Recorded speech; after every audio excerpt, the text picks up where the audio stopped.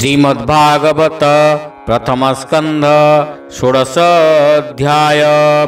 सूत कहन्ति अनुरागे आनंदे मुनिकर आगे। सूत उवाच स्वभावे अभिमन्युसूत तेज विक्रमे परीक्षित। ब्राह्मण वाक्ये जन्म काले संभवी हस्तिनामंडले। राज्य आवोरी महातेजे विप्रवचन गुण भजे। विराट सूत सूता थिला स्नेहे से परीक्षिते देला। उत्तर सूता भाग्यवती नाम ताहार इरावती। ताहार गर्भे चारि सूत धर्मे संपादी परीक्षित। कुमार जन्मे जय आदि सकल गुणे से प्रसिद्धि। आनंदे राजा परीक्षित यज्ञे बरिला पुरोहित। गंगार तीरे वेद सिद्ध साधिला तिनि अश्वमेध। दक्षिणा देला मन भरी दिग विजये विजे करी। कली जुग को एक दिने देखिला बेल अवसाने। से शूद्र जाति नृप सजे काष्ट मूसल धरी भुजे। अग्रे गो मिथुन को थोई हुंकारे पाद प्रहारई। ताहाकु देखि नृपमणि तक्षणे भुज धरी आनी। बंधन कला बाहुबले से वीर अवनी मंडले। हेमंते सुतमुखु शुणी सौनक आदि जेते मुनि। आनंदे होई कृत कृत्य बोलंती शुणमुनि सुत। सौनक उवाच केवल हेतु परीक्षित दिग विजय उपगत। कलिकी धरी बाहुबले बंधन कला किं पाछळे। स्वभावे शूद्र रूप धरी कपटे नृप बेश करी। पादे प्रहारिला काहाकू भसुत कहिबा आम्भंकु। जे कृष्ण कथा शुभवाणी ए जीव तरे जहा शुणी। शरीर बहि मोह कल्पे कि लाभ सत्यवालापे। आयुष दिनु दिन तुटे जल जे सने छिद्र घटे। क्षुद्र आयुष प्राणींकर अमृत दाता चक्रधर। यज्ञ प्राणींक नाश अर्थे मृत्यु पुरुष ए जगते। से नोहे काहारी आयत्त करई क्षणे क्षणे ग्रस्त। जावत जम एहि ठारे मृत्यु नोहिब मर्त्यपुरे। से मृत्यु मुखु निस्तारण केवल श्रीकृष्ण शरण। कृष्ण भक्ति सुधा पाने अमृत पिहित वचने।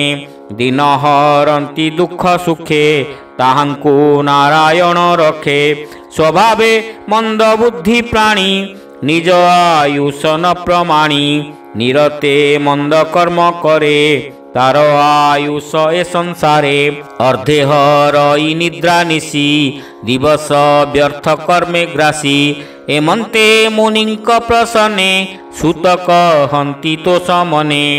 सुत उवाच से राज ऋषि जेते बेले बसिले हस्तिना मंडले। विशेषे अर्जुन नाती राजांक मध्य चक्रवर्ती। कली प्रवेश कथा शुणी दिग विजय नृपमणि। तार संगते नृपवरे समर्थ नुहंती समरे। उत्तम रथ सज करी रथे जो चिला अश्वचारी। श्याम तुरंग मनोजब के कहू अश्वंक प्रभाव।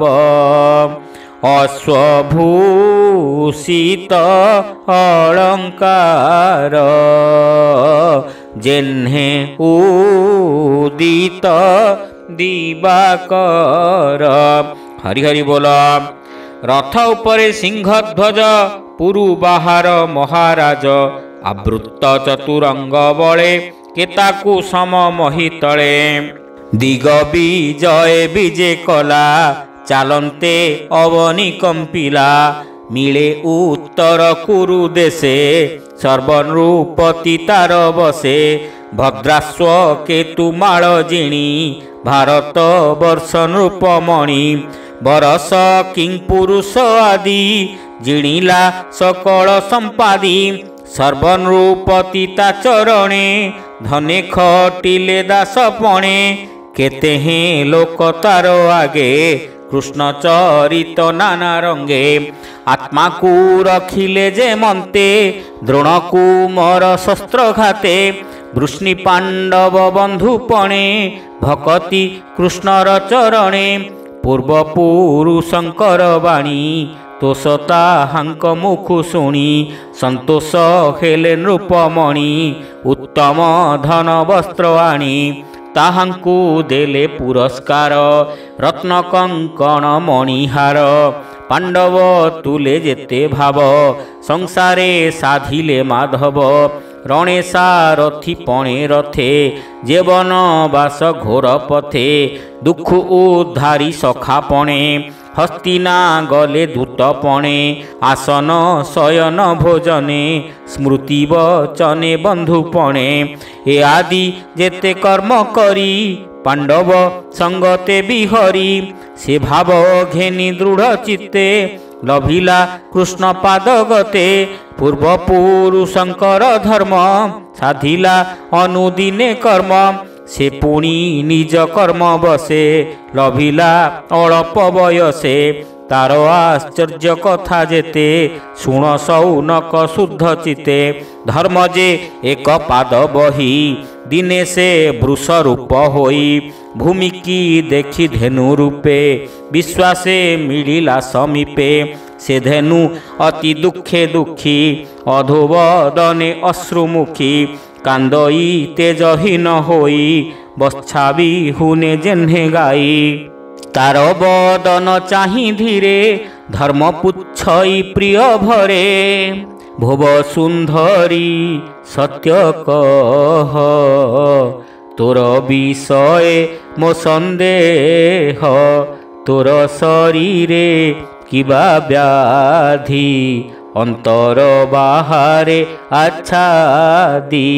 ବିରସ ବଦନ ତୋହର ଯେ ମୁଖ ସ୍ୱଭାବେ ସୁନ୍ଦର। କିବା ତନୟ ତୋର ମଲା ସ୍ୱାମୀ ବା ଦୂରେ ପ୍ରବାସିଲା। କିବା ତୋହର ମନ ବ୍ୟଥା କି ନଷ୍ଟ ଧନେ ତୋର ଚିନ୍ତା। ଏକଇ ପାଦ ଦେଖି ମୋତେ ଦୟା ବସିଲା ତୋର ଚିତ୍ତେ। କିବା ଏ ଘୋର କଳି କାଳେ ଶୂଦ୍ରେ ଭୁଞ୍ଜିବେ ତୋତେ ବଳେ। କିବା ଦେବଙ୍କ ପ୍ରୀତି ଛଳେ ଯଜ୍ଞ ନୋହିଲା ମହିତଳେ। ତେଣୁ ବା ଇନ୍ଦ୍ର ନ ବର୍ଷିଲେ ଏଣୁ ବା ପ୍ରଜା ନାଶ ଗଲେ। କିବା ପୁରୁଷେ ନିଜ ନାରୀ ଉପେକ୍ଷୀ ପରଦାରା କରି। କିବା ବାଳକେ ପିତା ମାତା ଛାଡ଼ିବେ ତେଣୁ ତୋର ଚିନ୍ତା। କିବା ବ୍ରାହ୍ମଣେ ବେଦବାଣୀ ସାଧିବେ ହୀନ କୂଳେ ଆଣି। କି ହୀନ କ୍ଷତ୍ର ବନ୍ଧୁ ରାଜା କଳି ପୀଡ଼ିତ ଜନପ୍ରଜା। ନିଜ ଭୁବନ ଛାଡ଼ି ଜନେ ପଶିବେ ଦୁର୍ଗମ ବିପିନେ। ପ୍ରାଣୀ ନ ମଣି ସ୍ଥାନା ସ୍ଥାନ ଆସନ ଶୟନ ଭୋଜନ। करिबे पर पाके मती पर जुवती संगे रती किबा तोहर गुरु भार खंडिला कृष्ण अवतार तार चरण तो पर जेन्हे भूषित अलंकार तार चरित गुण लीला किबा तो मन सुमरीला तार बीजोगे तोर चित्त चिंता सागरे मोहगत ए आदि जेते चिंता भार कह तो विमन बेभार देवे पूजंती तोते भले एबे अवज्ञा किबा कले काल बा तोर शुभ हरि एणु दिशिलु हतशिरे धर्म वृषभ वाक्य शुणी धरणी कहे मने गुणी धरणी उवाच भो वृष जेते प्रश्न तोर ए तोते नोहे अगोचर तोहर चतुर चरण प्राणीक सुखर कारण सत्य शौच दया ख्याति त्याग संतोष रजुवृत्ति तपस मता समदम तितिक्षा इंद्रिय संयम ज्ञान वैराग्य ऐश्वर्य स्वातंत्र्य तेज स्मृति शौर्य धैर्य कौशल मृदु भाव कांति वाग्मिता सुस्वभाव विनय सह ओजबल स्थैर्य गांभीर्य ए सकल कीर्तिमान अनहंकार ए सर्व जाहार शरीर ए आदि अन्य धर्म जेते कर्म साधन ए जगते महत जन आचरण आत्मार परम कारण ए सर्व गुण सौभाग्ये गमिले गोविंदर संगे पड़िला कली दृष्टिपात तेणु शोचना मोर चित्त से कृष्ण विरहे कातर तेणु शोचना अटे मोर मु एबे आत्मा कुसुमरी ए सर्व गुण मने धरी तोर चरण भग्न देखी कांदई अति होई दुखी देवता ऋषि पितृगण जे वर्णाश्रम आचरण ए सर्व धर्म गला दूर मोते छाड़िले चक्रधर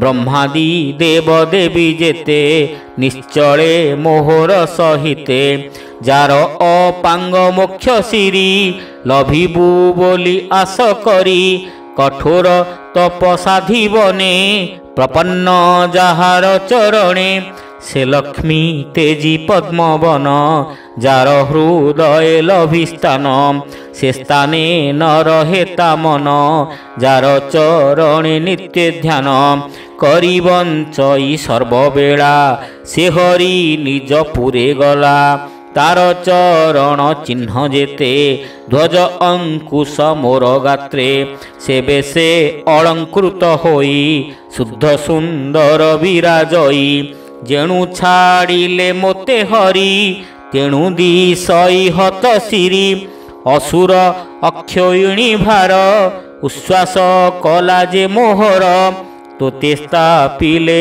संसारे अशेष जन उपकारे जादव वंश हितकर अशेष अनंग सुंदर ए तिनी लोक मन मोहे श्याम सुंदर निज देहे से रूप होइला अंतर तेणु विवर्ण रूप मोर कथन मनोहर स्मिते प्रेमावलोक बहुमते द्वारकापुर नारींकर जेमान हरे निरंतर जार चरण रेणु लागी तृण छले मु पुल कांगी तार बीजोग के बासही ए जीव लोके देह बही सुत कहंती अवधाने एबे हो शुण मुनि जने सुत उवाच ଏମନ୍ତେ କହୁ କହୁ ବାଣୀ ଧର୍ମର ସଙ୍ଗତେ ଧରଣୀ ସେ ପରୀକ୍ଷିତ ଦଣ୍ଡଧାରୀ ଦିଗ ବିଜୟ କର୍ମସାରୀ ଧର୍ମ ଧରଣୀ ସଙ୍ଗ ମେଳେ ମିଳିଲେ ସରସ୍ୱତୀ କୂଳେ ବୋଲଇ ଦାସ ଜଗନ୍ନାଥ ଗୀତ ପ୍ରବନ୍ଧେ ଭାଗବତ ଭବ ସିନ୍ଧୁ ତରଣେ ଭେଳା ଏଣେ ସୁଜନେ ହୁଅ ମେଳା ଅମୃତ କୃଷ୍ଣର ଚରିତ ପ୍ରଥମ ସ୍କନ୍ଧେ ଭାଗବତ ଅମୃତ ରସ କୃଷ୍ଣବାଣୀ ସୁଜନେ ତର ଏହା ଶୁଣି ଅମୃତ କୃଷ୍ଣ ରସବାଣୀ ସୁଜନେ ତର ଏହା ଶୁଣି। हरि हरि बोल इति श्रीमद्भागवते महापुराणे पारमहंस्यां संहितायां प्रथमस्कन्धे पृथ्वी धर्म संवादो नाम षोडश अध्यायः।